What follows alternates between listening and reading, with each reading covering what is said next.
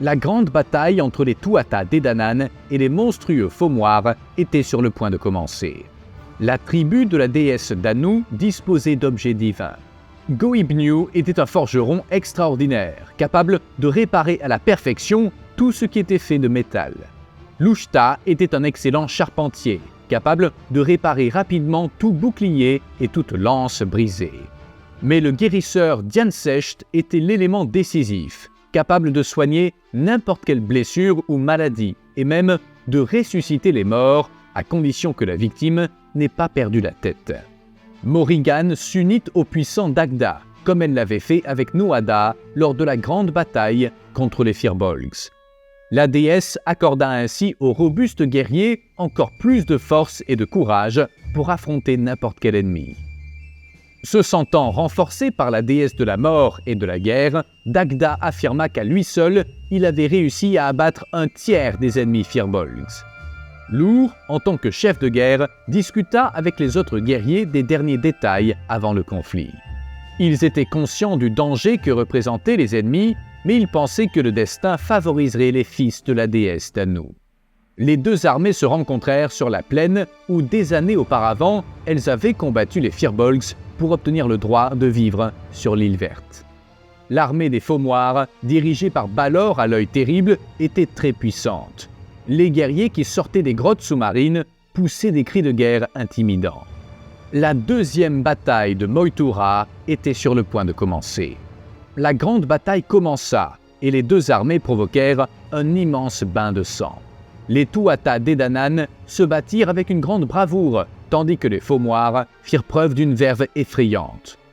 Les guerriers des deux factions s'affrontèrent. De nombreux fils de Danu et des Fomor versèrent du sang et teintèrent la prairie verte de nuances de rouge. Balor regardait le carnage avec plaisir, sentant que ses guerriers semblaient vaincre la progéniture des dieux. Chaque Fomor tombé au combat emportait avec lui 2 guerriers ennemis. Le premier jour de bataille se termina et l'issue des combats n'était pas concluante.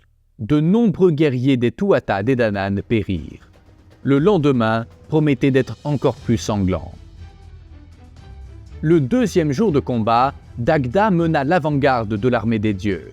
À l'incrédulité de Balor, le contingent semblait intact, alors qu'il avait vu mourir de nombreux hommes la veille. Les armes et les boucliers étaient impeccables, comme s'ils n'avaient jamais été utilisés.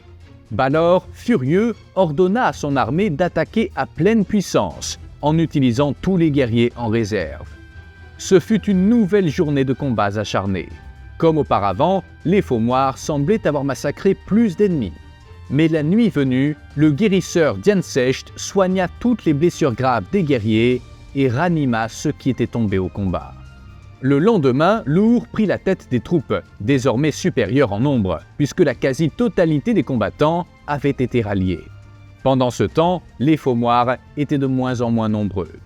Ce jour-là, les Tuatha Dé Danann semblaient avoir pris le dessus sur les Fomor.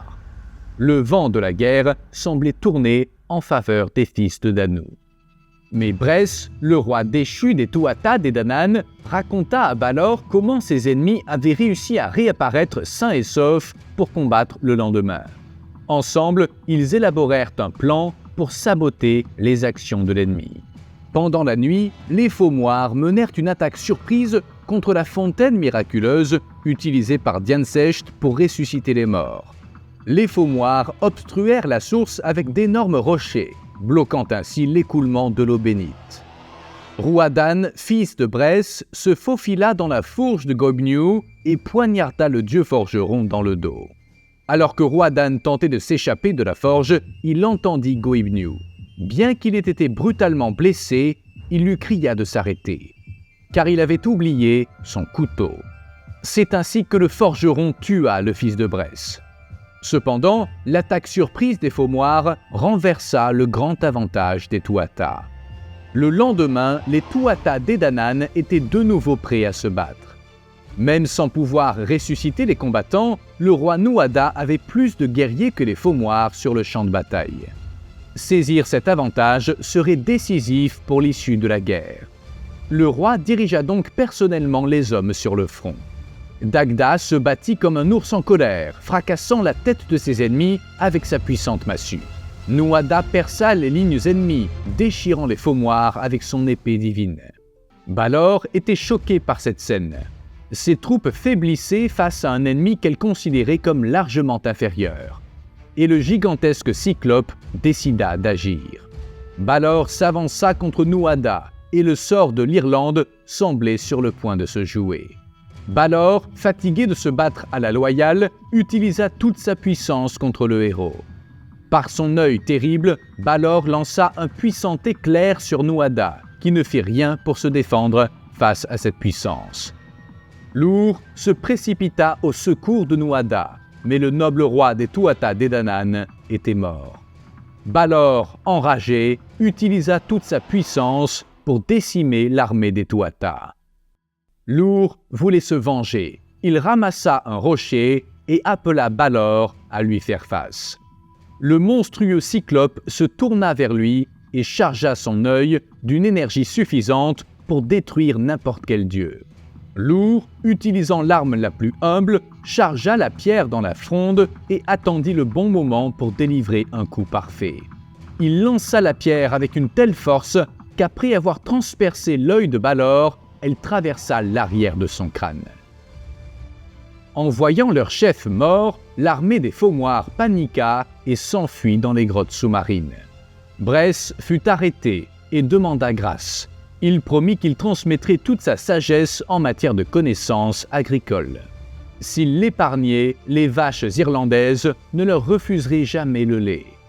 Lur fut acclamé par le peuple comme le grand héros de la deuxième bataille de Moytura et l'exterminateur du cyclope Balor aux yeux terribles. À la mort de Nuada, Lur devint le chef suprême des Tuatha Dé Danann. Lur guida son peuple vers la prospérité et un règne radieux commença en Irlande.